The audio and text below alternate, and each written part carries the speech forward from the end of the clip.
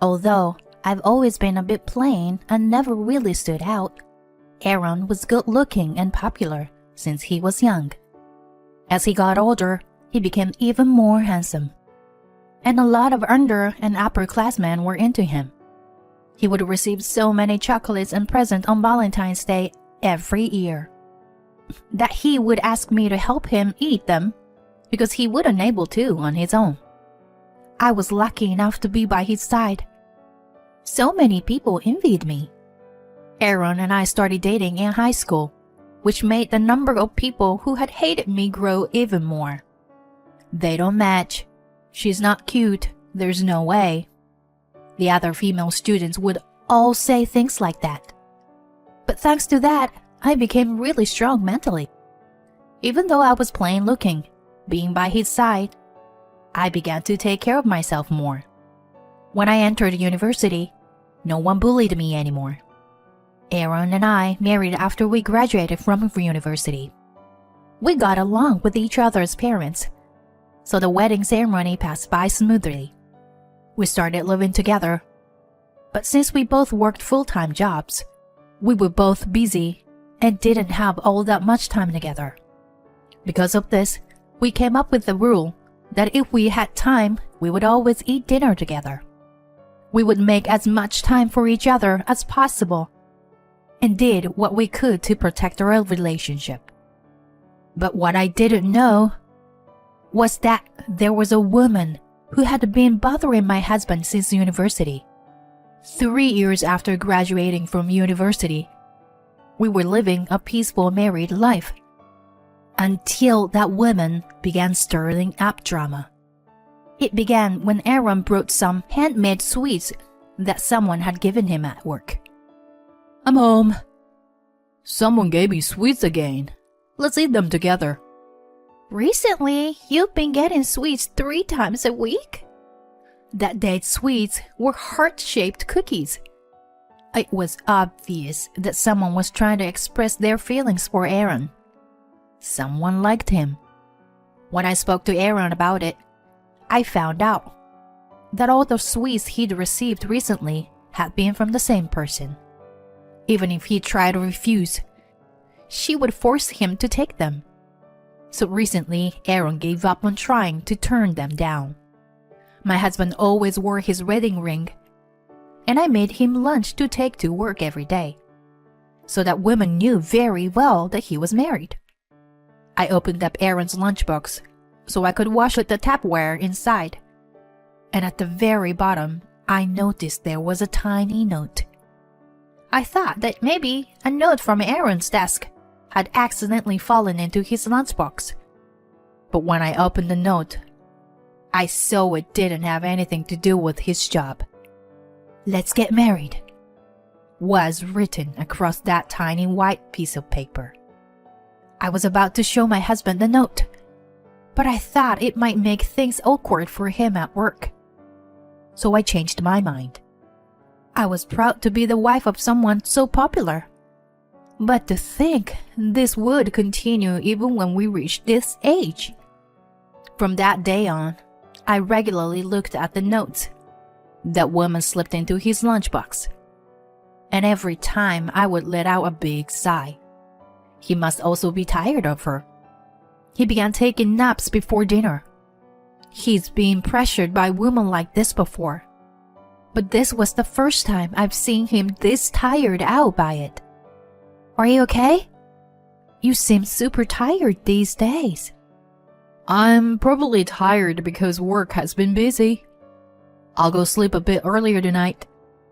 After saying that, Aaron took a shower and went to sleep. Maybe because he was so tired, he forgot his phone on top of the living room coffee table. Just as I picked up his phone to put it on his bedside table, he got a text. His phone vibrated 4 more times. Since I was holding his phone, I saw the notifications for those 5 texts. They were from a woman named Sarah. She seemed to be urging him to reply to her.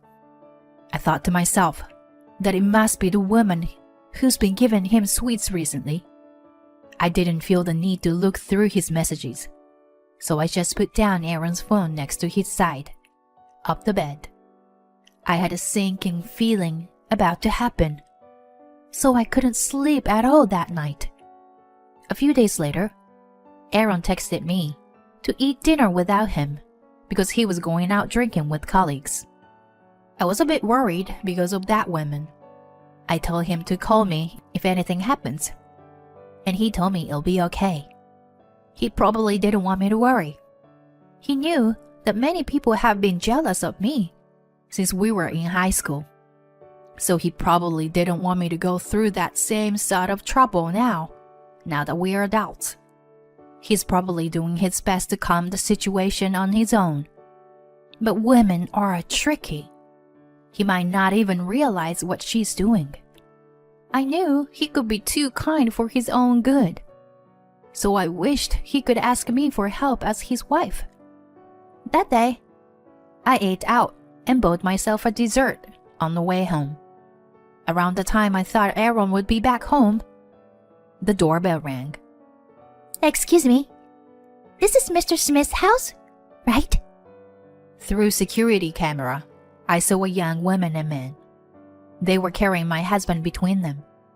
I quickly opened the door.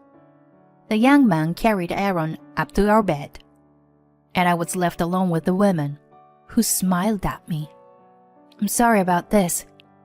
Thank you for going out of your way to take care of my drunk husband. It's okay. Here are some sweets I made. I noticed that the sweets she handed me were in the same packaging as all the other ones my husband had received recently, and I felt the blood drain from my face. This is definitely that woman, Sarah, who liked Aaron. I thanked her and took the sweets. When are you and your husband going to divorce? She whispered into my ear. She gave me a carefree smile, but Aaron's wife, I was furious. She looked me up and down and made a face as if to say she thought she was better looking than me. I glared at her. Aaron's colleague came back from leaving him on his bed, and the two of them left. I decided I would tell Aaron he should change jobs when he wakes up. With my salary and savings, we could get by, even if he doesn't work for a while. I felt like our relationship was at risk if he stayed near that woman any longer. A few hours later, Aaron woke up, and I served him a cup of soup I had made. He seemed confused how he had made it home, so I explained everything. Aaron made a guilty-looking face, and his face turned blue. Sue, did she do anything to you? She didn't, but I told him what Sarah had said to me. I also relieved that I had seen the messages she sent him a few days back. Aaron let out a sigh and put his head in his hands. Seeing him like this, I understood that he hadn't told me because he didn't want me to worry. I didn't want him to be troubled with this anymore. So I spoke to him about changing his job. He didn't want to bother me while he was looking for a new job, but eventually he agreed. The next day, Aaron spoke to his bosses and quit. When Sarah realized Aaron wasn't at work, she assumed he was sick and began forcing her way into her home to take care of him. I would try to push her to leave, but she would then burst into tears. It was tough to deal with. If you keep this up, I will call the police. I was just worried about him. Sarah began coming over nearly every day. It was getting scary. I would have to pull all my effort into pushing her out of the house. Aaron was getting tired of her too. At this point, she was basically a stalker. Things escalated day by day. At Aaron's ex-job, they tried to help cover up the fact he quit by telling her that he had changed departments. But she ran all over the company trying to find him. I called the police on her, and they gave her a severe warning. After the police got involved, she stopped coming to our home. When things calmed down, Aaron began looking for a new job and managed to find one relatively quickly. His new office was a bit far from home, but he really gave it his all there. For a while, we returned back to our peaceful lives. I'm relieved everything has calmed down again. I blocked her number too. I hope everything will be okay from now on. We were a bit worried something would happen again, but we tried to move forward. A few months later, on the way home from work, Aaron jumped out into the street to save a young child. He got hit by a truck and passed away. He was such a kind person. He even risked his life to save that child. I couldn't help but be proud. But suddenly losing someone I loved so much, it was hard for me to accept reality. By the time I made it to the hospital that day, he had already passed away. I burst out crying. Even now, when I'm at home alone, I feel like he will walk in with a big smile on his face any minute. I organized the funeral and invites his family and close friends. Of course, I didn't invite anyone from his old job. Seeing his face peacefully sleeping, I felt like crying. I love your smile so much, so please never stop smiling. I felt like he was saying that to me. I'm sure he wouldn't want to see me sad. Since he passed away so suddenly, I'm sure he regretted leaving me alone the way he did. But he definitely wouldn't regret having protected that child. He saved a life. I'm sure that he would tell me to smile. So I decided that after the funeral, I should try to move forward with my life, for the sake of the husband I loved. When he passed, the police gave me his cell phone. Looking through it, there were many pictures of me smiling. Some I didn't even remember. When I saw that, without thinking, I hugged Aaron's phone close to my body. I noticed that he had a huge number of notifications. Surprised, I checked and saw they were all from Sarah. She had found and followed Aaron on every social media platform possible. It seems we hadn't been able to stop her overwhelming feelings for Aaron. Aaron wasn't really the type to go on social media much, so he hadn't seen most of the notifications and messages. There were even messages from after he passed away. From the looks of it, she sent him around 30 messages per day. 5 years had gone since Aaron passed away, and she still messages him daily. Her feelings for him never changed. I peeked at her social media profiles and saw that all her posts were lies about going out with Aaron, being loved by him, and so on. She's been posting every day. Of course, since Aaron passed away, he's not in any of her new posts. Seeing her profiles felt gross. To put it most accurately, I was disgusted. She didn't know he had passed away. If anyone who knew saw her page, what would they think? I'm sure even my husband would be annoyed if he looked down from heaven and saw that this was happening. As I was thinking this, I headed off to work. I had plans to eat dinner with Aaron's mother that night, so after I finished work, I quickly went to the restaurant we planned to meet at. My mother-in-law must be lonely since Aaron passed. Occasionally, we would go out to dinner, or to Aaron's grave together. Thank you for always making time to meet me. 5 years have already gone by since Aaron passed. It's okay for you to find someone new to make you happy. It's okay. Aaron will always be in my heart, so I don't need anyone else. My mother-in-law worried about me. Since so much time had passed, and I hadn't remarried. But as I told her, Aaron was the only one for me. I had no plans on meeting someone new. I was happy how I was. Can I come over to look through your old pictures of Aaron tonight? I nodded. After we finished dinner, we headed home together. When we made it to my house, we saw that a woman and a couple, seemed to be her parents, were standing outside of my door. I wondered if something must have happened at home. But looking closer, I realized the woman was Sarah. What are you doing in front of my house? The three of them turned and looked at me angrily. My mother-in-law probably had no idea what was going on. She didn't know who those people could be. I opened the door and let my mother-in-law into the house. And then I turned to Sarah and her parents and asked them why they were here again. Her mother was the first person to speak.